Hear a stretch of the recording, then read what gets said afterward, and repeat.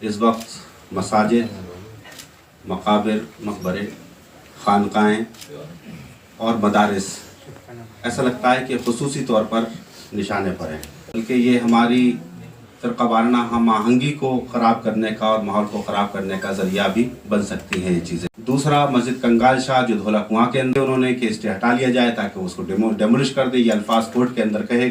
दिल्ली में और दिल्ली के बाहर पूरे मुल्क में इस वक्त मसाजिद, मकाबिर, मकबरे, खानकाएँ और मदारिस ऐसा लगता है कि ख़ुसूसी तौर पर निशाने पर हैं। तारीख़ी मसाजिद के साथ जिस तरह से इशू बनाया जा रहा है, उनके बारे में नई नई बातें, नई नई कहानियाँ सामने लाई जा रही हैं, ये किसी भी तरीके से मुल्क के फेवर में नहीं है, उसके हक़ में नहीं है, बल्कि ये हमारी फ़िरक़ा वाराना हम आहंगी को ख़राब करने का और माहौल को ख़राब करने का ज़रिया भी बन सकती हैं ये चीज़ें। दिल्ली में इस वक्त 3 मस्जिदों के मुकदमात कोर्ट, दिल्ली हाई कोर्ट के अंदर हैं। मस्जिद सुनहरी बाग जो सबसे ज़्यादा मशहूर हुई इसलिए कि वो लुटियन जोन में आती है, उसका मामला भी कोर्ट में है। वहाँ पर ये बात कही गई कि ट्रैफिक की वजह से राउंड अबाउट के अंदर यानी गोल सर्कल के अंदर मौजूद है वो, इसलिए उस पर ट्रैफिक का इशू है और वो दिल्ली की प्रोटेक्टेड मोनूमेंट में है, हिस्टोरिकल मोनूमेंट में है, वो एक इशू चल रहा है। दूसरा, मस्जिद कंगाल शाह जो धोला कुआं के अंदर है, 400 साल से ज़्यादा पुरानी उसकी तारीख़ है, उसके ऊपर अभी स्टे है। डीडीए का कहना यह है कि स्टे डिमांड की है उन्होंने कि स्टे हटा लिया जाए ताकि उसको डेमोलिश कर दे, ये अल्फाज कोर्ट के अंदर कहे गए। ये जो हुआ बहुत ही नामुनासिब सी बात है इस तरह की बातें करना, कि अभी एक में कोर्ट में कार्रवाई चल रही है, आप इस तरह की बात करें। तीसरा मामला मस्जिद अखुंजी का है जो 700 साल से ज़्यादा पुरानी तारीख़ है, सल्तनत पीरियड की वो मस्जिद थी। कोर्ट में उसका भी केस था, एक दिन पहले उसकी हेयरिंग होती है, अचानक अगले दिन चुपचाप से जाकर डीडीए उसको डेमोलिश कर देता है। तो ये जो कार्रवाइयों के बीच में, अदालती कार्रवाइयों के बीच में इस तरह का डेमोलिशन होना, इससे एक बेइत्मीनानी की कैफियत पैदा होती है। हर आदमी, मुल्क का हर शहरी, वो किसी भी मज़हब से ताल्लुक़ रखता हो, इसको पसंद नहीं करता, बल्कि जो इंसाफ के तकाज़े हैं, अदालती कार्रवाइयों के जो तरीक़े हैं वो पूरे होना चाहिए। जब प्रॉपर तरीके से कोई बात तय हो जाए तो उसके बाद कोई एक्शन लिया जा सकता है, लेकिन यहाँ अदालत में कार्रवाई चल रही है, वहाँ एक अलग तरीके से एक अलग कार्रवाई हो जाती है, तो ये बातें नामुनासिब, बल्कि ये कंटेम्प्ट ऑफ कोर्ट भी होना चाहिए। ऐसे लोगों पर, ऐसे ऑफिसर्स पर जो इस तरह का काम करते हैं, उन पर कंटेम्प्ट लगना चाहिए। एक चीज़ जो बार बार यहाँ पर हमारे ज़िम्मेदारान की तरफ से बात आई कि प्लेसेस ऑफ वर्शिप एक्ट 1991, जिसका जिक्र पहले भी आता रहा है और हिस्टोरिकल मोनूमेंट की वजह से ही वो उसका वो या कानून बना था।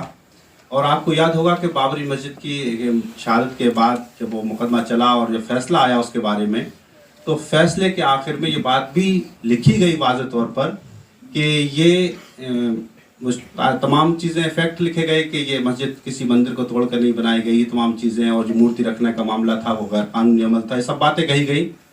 लेकिन बाद में फिर वो हिंदू फरीक को मस्जिद दे दी गई। लेकिन साथ में ये बात भी कही गई कि बाकी आगे की किसी मस्जिद के बारे में अब इस तरह का दावा नहीं चलेगा, और वहाँ पर 1991 का जो एक्ट है, प्लेसेस ऑफ वर्शिप एक्ट, वो उसका इतलाक़ होगा। लेकिन अब हम देख रहे हैं कि हर दिन कहीं ना कहीं कोई नई डिमांड होती है। अभी लेटेस्ट आपने लखनऊ में टीले वाली मस्जिद के बारे में देखा होगा कि वहाँ का मसला आ गया, संभल का में एक मस्जिद का मामला है, और भी मुल्क में ये सब मामला हैं। तो ये जो चीज़ें हो रही हैं, इससे एक गलत मैसेज जा रहा है और माइनॉरिटीज़ ऐसी फीलिंग्स आ रही हैं और जो अच्छी नहीं है कि शायद उनके पास इंसाफ का भी जो स्पेस है वो कम से कम होता जा रहा है। तो बल्कि माइनॉरिटीज़ के लिए तो थोड़ा सा एक और एक्स्ट्रा स्पेस भी होना चाहिए ताकि वो थोड़ा फ्री रहें, और ये हमारा दस्तूर है। मैं ये बात अपनी तरफ से नहीं कह रहा, बल्कि हमारा दस्तूर इस बात को कहता है। इसीलिए आर्टिकल 24, 5, 6, 9 वहाँ तक वो पूरा जो जाता है माइनॉरिटीज़ के लिए जो स्पेशल राइट्स हैं, उसमें सिर्फ मुसलमान नहीं हैं, बौद्ध भी हैं, सिख भी हैं, जैन भी हैं, पारसी भी हैं।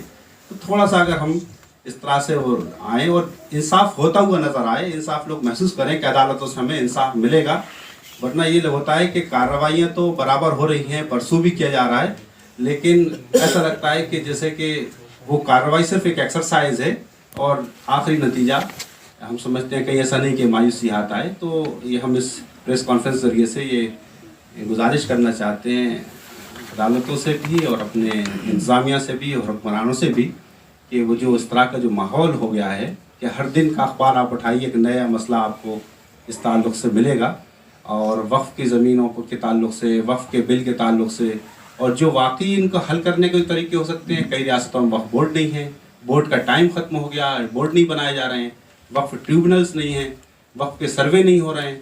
तो मतलब ऐसा लग रहा है कि लापरवाही जानबूझ के की जा रही है। महरौली के अंदर भी ऑर्डर होने के बाद कई साल हो चुके हैं, अभी तक सर्वे कंप्लीट नहीं हुआ, और महरौली का ये पूरा इलाका है जो है ये भी प्रोटेक्टेड मोनूमेंट्स में है। और ये जो मस्जिद अपुंजी थी ये एएसआई के प्रोटेक्टेड मोनूमेंट में थी, बल्कि होना तो ये चाहिए था एएसआई अलग से एफआईआर करती डीडीए पर कि ये हमारी प्रोटेक्टेड मोनूमेंट को इन्होंने तोड़ दिया, लेकिन कोई बोलने को तैयार नहीं है। तो ऐसा लगता है कि सब मिलकर ये सब काम कर रहे हैं कि एक मुहिम है जो चला रखी है। तो बाकी कोई और बात नहीं। शुक्रिया।